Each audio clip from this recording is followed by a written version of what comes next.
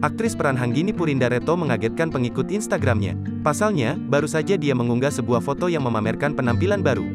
Pemain film Cek Ombak, Melulu, ini mengubah potongan rambutnya, yang semula panjang menjadi pendek.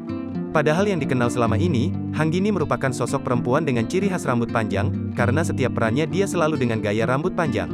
Di unggahannya tersebut, perempuan yang akrab disapa JH ini tampak lebih menawan karena menggunakan dress panjang berwarna hitam ditambah dengan potongan rambutnya yang tak biasa. Hai, tulis Hanggini di akun Instagram pribadinya yang dikutip pada Selasa, tanggal 15 Maret tahun 2022. Karena tak biasa, banyak rekannya sesama artis yang mengomentari postingannya itu seperti aktris Prilly Latuconsina dan Shenina Cinnamon. Gila tulis Prilly Latuconsina. Kembaran Acu, aku, tulis Shenina Cinnamon.